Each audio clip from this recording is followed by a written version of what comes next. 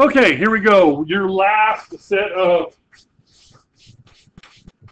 rules for derivatives. Okay, the derivative, and this is probably your easiest derivative. It's the only derivative that it is the function of itself. Let's go. The derivative of e to the x is e to the x. The second derivative of e to the x is e to the x. The third derivative of e to the x is e to the x. Oh, you might, but probably not. Won't be that easy. Now, if we have a base other than e,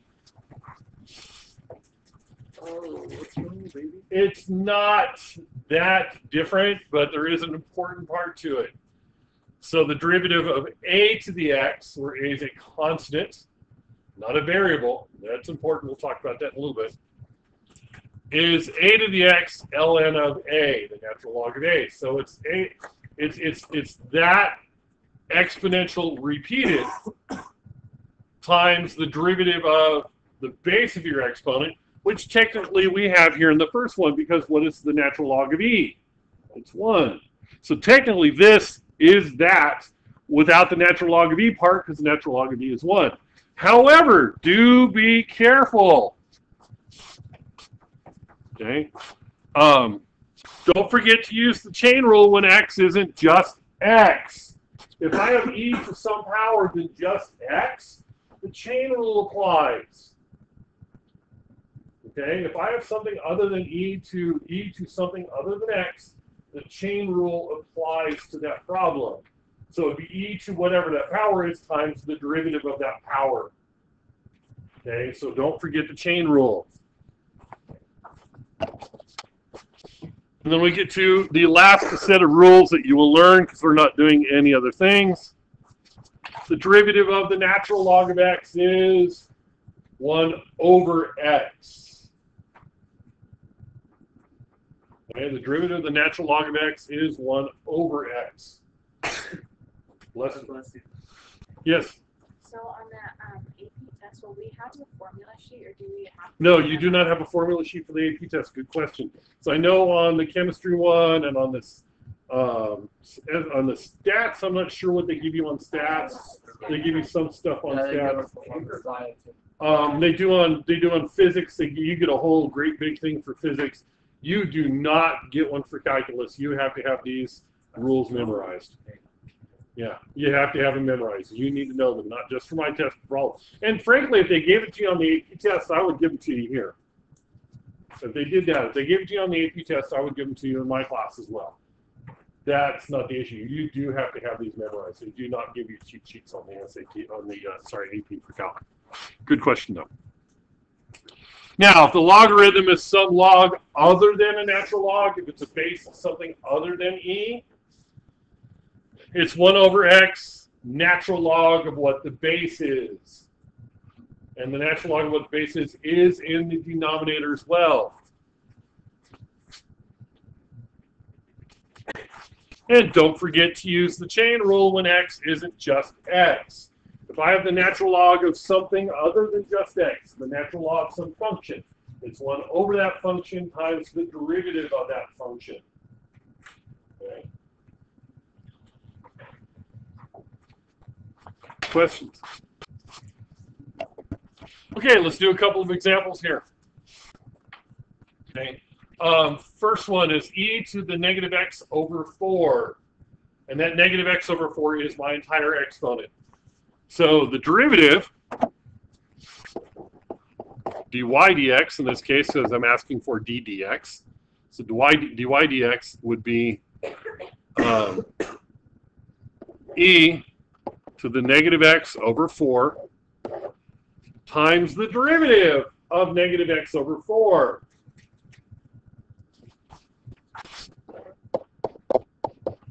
Negative 1/4. Because negative x over 4 is negative 1/4 x. Right? Negative x over 4 is negative 1/4 x. A constant times x to the single power to the power of 1 is just the constant in front. Now, this looks ugly, so we want to rearrange it to that. Just bring the constant part up in front. Generally speaking, you always put your exponentials in the back. Okay. What? You got it? Questions? Okay. So next one. Same idea, couple of other things involved. So your first thing you do is, hey, repeat the exponential. Always, if you have an exponential, it's going to repeat that exponential as part of your derivative. Okay? Now, because my base is not e, I have to add in the natural log of 3. And then I have to put in the derivative of the cotangent. Negative cosecant squared of x. Because it's a chain rule. My power is not just x. I have to do the derivative of what my power is. And that's pretty much the rule for exponentials. You repeat the exponential times the derivative of the exponent. That's pretty much it. And then if the base is not e, but almost all of your base is e, you might have some that aren't. You need to know them, but almost always your base is e. We do a lot of e to whatever in this class. An awful lot of e to whatever in this class. Almost all your logarithms are natural logs as well. Once again, you kind of want to clean this up, but the only really thing to do is to take that negative, move it up to the front. There isn't a whole lot of other things you can do to clean this one up. You kind of got to leave the parentheses so you separate everything. I don't want to write the natural log of 3 cosecant squared because then I might think it's the natural log of 3 cosecant squared, not the natural log of 3 times the cosecant squared. Does that make sense? These are each one kind of have to be, all I really want to do is just kind of bring that up and get rid of that. That's really the only thing I can do to simplify this. Leave them in parentheses so you know that they're individual items. Okay? Okay, natural logs. So the derivative of the natural log of something is 1 over that something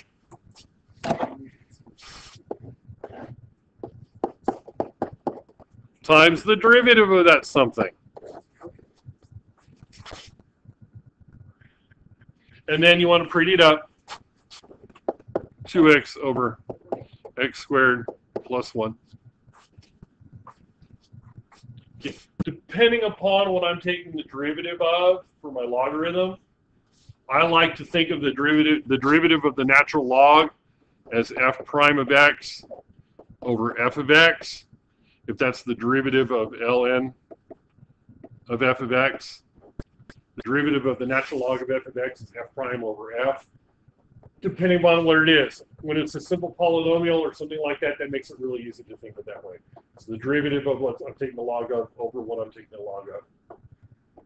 However, if it's more complicated than what the next one is, that's a problem. It doesn't always work well that way. Okay? So, before I get carried away with doing this one here, I actually want to take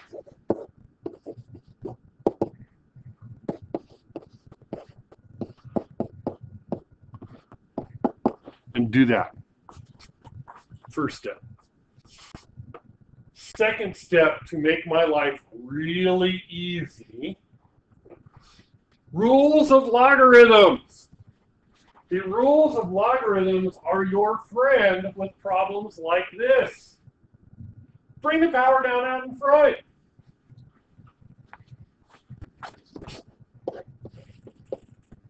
And it's not equals. Of 1/2 log of x plus 1. Because if I can simplify down what I'm taking the log of, it makes your life so much easier. Now I don't have to worry about, now I don't have to take the derivative of the square root of x plus 1. I do not have to take the derivative of the square root of x plus 1 now. I will have to take the derivative of just x plus 1. And isn't that a lot easier? A whole lot easier. Your rules of logarithms really are your friends when it comes to these problems here. Because, man, you can really simplify and make your derivatives easier. So I'll have 1/2 times the derivative of the log of x plus 1, which is 1 over x plus 1 times the natural log of the base, and the natural log of my base is 10. That's it. That's my answer. Wait, can you? I can make it one fraction altogether. 1 times 2x plus 1 natural log of 10, and know that it's not the natural log of 20. I can make it into the natural log of 100, but I don't want to do that because it actually gets uglier. Yes, what's your question? Can you just explain that part one more time? How you got? I got from here to here? No, From here to here? yeah. Okay, 1/2 times a function is 1/2 times the derivative of that function. So this is the derivative of the log of x plus 1, which is 1 over what I'm taking the log of times the natural log of the base of my logarithm, technically times the derivative of what I'm taking the log of. Well, what's the derivative of x plus 1? 1. Yes.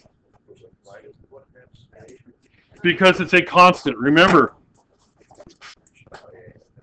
Because if I have 1/2 f of x, the derivative of that would be 1/2 f prime of x, right? Just think about your polynomials. 3x squared, the derivative of that is the derivative of x squared times 3. Same concept, same idea. This is a little more complicated because it's not just x squared. So it's the same idea. A constant times a function, the derivative of that is the derivative, the constant times the derivative. And that will be extremely helpful and we'll learn this stuff. Yes? If you didn't make the 1/2, would you still get the same answer? You would if you after you simplified everything down. But you'd be dealing with roots, and you'd have 2 roots, and it really gets complicated. This one isn't so bad if you don't simplify it first. There are other ones that are a whole lot worse if you don't simplify them. For example, if I were to have the problem y equals the natural log of x squared plus 2x minus 1 to the 3rd power over x to the 4th minus 3, and I wanted to do the derivative of that, do you really want to do a quotient rule? No. No, you don't want to do a quotient rule. This is really easy. Following before even taking the derivative, it's the natural log of x squared plus 2x minus 1 cubed minus the natural log of x to the 4th minus 3. And then if you bring the 3 out in front and get rid of that, it's a really easy logarithm. It's a really easy derivative to do. And if you really have to put it into 1, then you can get common denominators and do that. But you don't really have to unless you're making another step with the problem. If all you're doing is taking the derivative, please, the rules of logarithms really are important for stuff like this. The rules of exponentials also work the same way. There are times when you're going to be using rules of exponentials, combine exponentials, or to break them apart as well. Okay?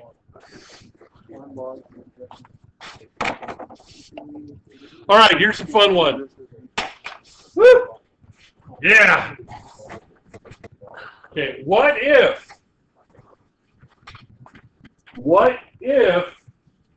my variable is in both my base and my exponents? We got a real problem. Yeah, you can't follow. If your variable is strictly in the base, it's simple. It's a power rule. Power down in front, subtract 1 from it. If your variable is in the exponent, you use the exponential rule. The whole thing all over again times the derivative of the exponent. However, if they're in the same place, you can't do it as it stands. Okay, so you have to use what's called logarithmic differentiation. And I have seen this on the AP exam. They really made it a big deal on part of their new standards they came out with a couple of years ago. I've seen it on sample tests and stuff. So you have to know how to do it. And you're essentially using implicit differentiation as you're doing this. Okay. Now, yeah, if you forgot implicit differentiation, you're kind of screwed. So the first thing I want to do is how do you solve an exponent? How do you solve for an exponent? How do you bring it down? You take the natural log of both sides. So that means I have the natural log of y equals the natural log of x to the tan x power. And you're saying, but Mr. Orris, I still have a problem here, don't I? Still got a base and variable. Rules of logarithms, bring the tangent of x out in front. Natural log of y equals the tangent of x times the natural log of x. Okay, you see where I'm going with this? Now, this isn't bad. And like I said, technically you do have to do implicit differentiation, but this is one where I would not do dy dx. I would do y prime because I have just one y item and I have a bunch of x items, so it's not that big a deal. Derivative of the natural log of y is 1 over y prime equals product rule. That's where we're at now, use the product rule. The derivative of the tangent is secant squared times the natural log of x plus the tangent of x times the derivative of the natural log, which is 1 over x. So I can put the tangent of x over x. Oh, okay. Notice parentheses around the secant squared around the natural log. We don't want to think that we're taking the secant squared of x natural log of x. Nor do we want to put the natural log of x in front and drop the parentheses, because then we're going to be taking the natural log of x, secant squared x, we just don't know. Without parentheses to kind of group things, it's easy to confuse. Now, I am not looking for 1 over y prime, I'm looking for y prime. Multiply both sides by y.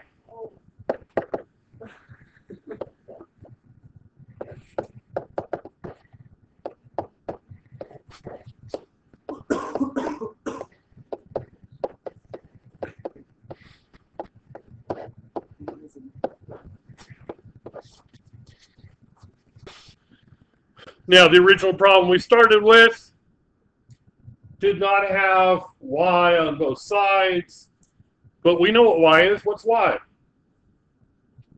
X tangent x. Substitute your original y back in for y in the final answer. Just to make it do that, yes, you have to do all this.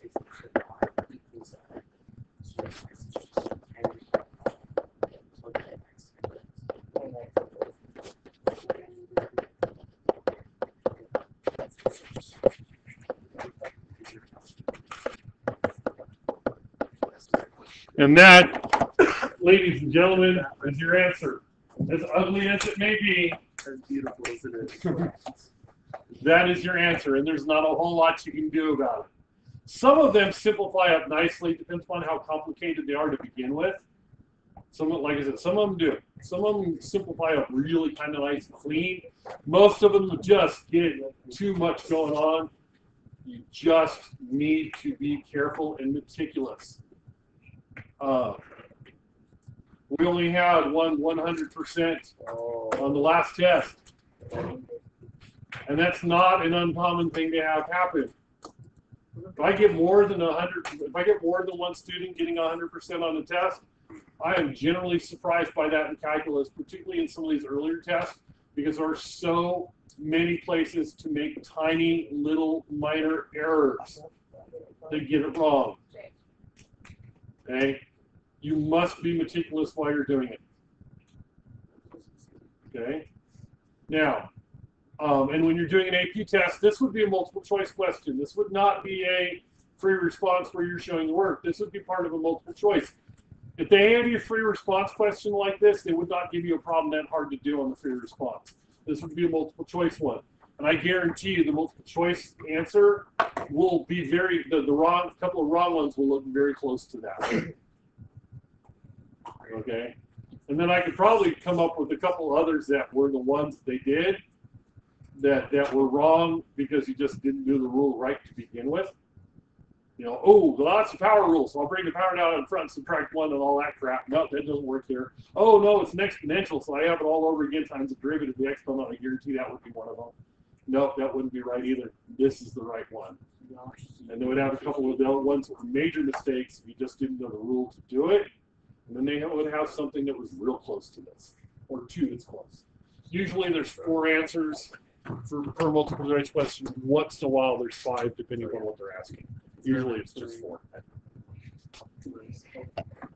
Okay, one of the most important questions for today's lesson. You do not use today's rules to derive x to the pi. Why not? Because Pi is a constant. It's not a variable. You don't have variables in the exponent. If your exponent is not a variable but something else, but not a variable, just use the power rule. The derivative of this is really, really easy. It's y prime is equal. I'm not using green on green. That's not working. Y prime is equal to pi x to the pi minus 1. That's your derivative. Bring the power down to the front, subtract 1 from the power.